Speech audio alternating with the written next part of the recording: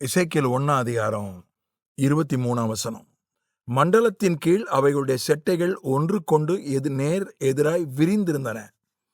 தங்கள் தங்கள் உடல்களை மூடிக்கொள்கிற 2 செட்டைகள் இரு பக்கத்திலும் இருக்கிற ஒவ்வொன்றுக்கும் இருந்தன. 24 எசேக்கியேல் 1 அவைகள் செல்லும் பொழுது அவைகளுடைய செட்டைகளின் இரைச்சலை கேட்டேன்.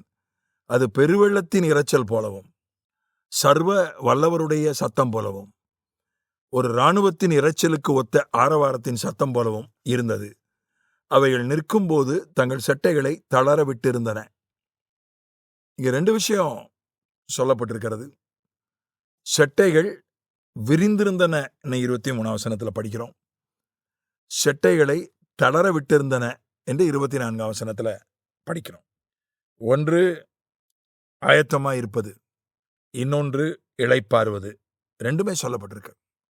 செட்டைகளை விரித்து பறப்பது, சட்டைகளை தளர விட்டு நிற்பது, 2மே சொல்லப்பட்டிருக்கு. போன தியானத்துல ஓடுவது, பறப்பது, மெதுவாக நகர்வது குறித்து நான் பேசினேன். இந்த தியானத்துல நமக்கு ஓடுவதற்கும் பறப்பதற்கும் செயல்படுவதற்கும் மகிமை கிரியை செய்கிறது, மகிமை தூண்டுகிறது. அதே நேரத்தில் இளைப்பாற வேண்டிய நேரத்தில் இளைப்பாறுவதற்கும் மகிமையானது நமக்கு உதவி செய்கிறது. அவைகள் நிற்கும் போது தங்கள் செட்டைகளை தளர விட்டிருந்தன. 24 கடைசி பகுதி. சிலருக்கு நிற்கவே தெரியாது. சில வண்டிக்கு பிரேக்கே இருக்காது. சில வண்டிக்கு வெறும் டாப் கியர் தான் இருக்கும். ஃபர்ஸ்ட் கியர் இருக்காது, செகண்ட் கியர் இருக்காது. நான் பார்த்துருக்கேன். நான் சென்னையில் ஊழியம் பண்ணும்போது அந்த காலத்தில் இருசக்கர வண்டியெல்லாம் ரொம்ப அபூர்வம் தான். நான் ஊழியம் செய்கிற இடத்துக்கு பக்கத்தில் ஒருத்தர் ஒரு இருசக்கர வண்டி வச்சுருந்தார். பழைய வண்டி, ரிப்பேர் ஆன வண்டி. அவர் மெக்கானிக்கு. அதனால் அவர் சொன்னார், சார் இதில் ஒரு கியர் தான் விழும், 3வது கியரோ ஏதோ ஒரு கியர் மட்டும் தான் விழும். அந்த கியரை வச்சே ஸ்டார்ட் பண்ணி அந்த கியரில் ஓட்டிட்டு போயிடுவேன்னு சொன்னார். 1வது கியரும் கிடையாது, 2வது கியரும் கிடையாது, நியூட்ரலும் கிடையாது. மாதிரி பிரேக்குங்க சில வண்டிக்கு பாருங்க, பிரேக்கே இருக்காது. அது ஆபத்து. எப்போதும் நான் ஓடிக்கிட்டே இருப்பேன், நிற்க மாட்டேன், பிரேக்கு கிடையாது.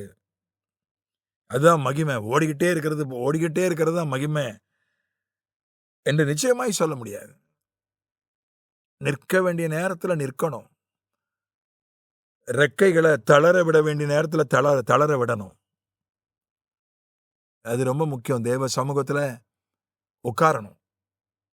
ஊழியம் என்று வந்துவிட்டால் வந்து கொண்டே இருக்கிறது. ஒரே தேதியை 3 பேர் 4 பேர் கேட்குறாங்க. ஒரே நேரத்தை காணொலியில் கூட ஒரே நேரத்தை 2 பேர் கேட்குறாங்க.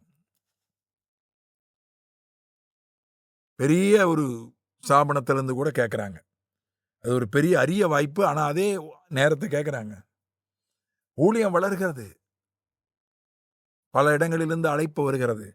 நல்லது, போவது, செயல்படுவது நல்லது. ஆனால் இளைப்பாற வேண்டிய நேரத்தில் தேவனுடைய மகிமை இருக்கு. நான் எப்படி வேணா போகலாம், நான் ஓடிக்கிட்டே இருக்கலாம், நிற்க வேண்டியதே இல்லை. தேவனுடைய மகிமையை தான் நான் பார்க்குறேனே. தேவனுடைய மகிமை தான் அப்படியே இறங்குதே, என் வாழ்க்கையில் இறங்குதே, என் ஊழியத்தில் இறங்குதே. நான் ஓய்வு எடுக்க வேண்டியதே இல்லை. தேவ சமூகத்தில் உட்கார்ந்து காத்திருக்க வேண்டியதே இல்லை. ஓடிக்கிட்டே இருக்க வேண்டியதான் என்பது ரொம்ப ஆபத்தானது. ஒரு வேதாகம கல்லூரி மாணவனை மருத்துவமனையில் சேர்த்துட்டாங்க. அவனுக்காக ஜெபிக்கும், அவனை பார்க்க வரும்படி என்னை அழைத்தார்கள். என்ன பிரச்சனைனா, அவன் ஆண்டவருடைய பிரசன்னத்தில் இருக்கிறேன்னு சொல்லி அவன் தண்ணி குடிக்கல, சாப்பிடல. அதாவது அவன் கழிவறைக்கு கூட போகல. ஏன்னா போனா தேவனுடைய மகிமை, அது தேவனுடைய தேவ பிரசன்னம் அதுக்கு இடைஞ்சல் வந்துடும் சொல்லி கழிவறைக்கு கூட போகல. கடைசியில் அவனுக்கு உடம்பு ரொம்ப பலவீனப்பட்டு நிற்க கூட முடியாமல் போய் எழும்ப முடியாமல் போய் அவனை மருத்துவமனையில் சேர்த்து அவனுக்கு ட்ரிப்ஸ் ஏற்றினாங்க. போய் அவனுக்கு அறிவுரை சொல்லிவிட்டு வந்தேன். சிலர் அப்படிதான்.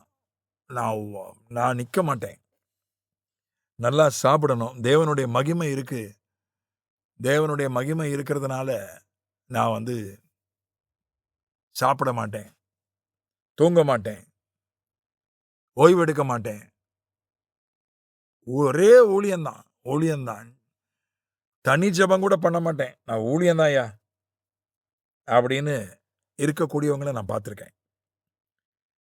அவங்க எங்கேயாவது முட்டி மோதி நிற்கிறத நான் பார்த்துருக்கேன். நாம பிரேக் போடலைன்னா அது தானா எங்கேயாவது முட்டி மோதினா நிற்கும் வண்டி. அந்த இளைப்பாறுதல், என் சமூகம் உனக்கு முன்பதாக செல்லும், நான் உனக்கு இளைப்பாறுதலை தருவேன், ரெண்டுமே ஒரே சேர்த்து சொல்றார் ஆண்டவர். நமக்கு நல்லா மனப்பாடமா தெரிஞ்ச ஒரு பகுதி யாத்திராகமம் 33 எல்லாமே அங்க சேர்த்து சொல்லப்பட்டிருக்கு பாருங்க. யாத்திராகமம் 33:18, அப்பொழுது அவன் உம்முடைய மகிமையை எனக்கு காண்பித்தருளும் என்றான். அதுக்கு முன்னால 14, யாத்திராகமம் 33:14, அதற்கு அவர் என் சமூகம் உனக்கு முன்பாக செல்லும், நான் உனக்கு இளைப்பாறுதல் தருவேன் என்றார். நல்லா கவனிங்க, மோசேயனுடைய நிலைமை உங்களுக்கு தெரியும். 32 லட்சம் பேருக்கு அவன்தான் எல்லாரும்.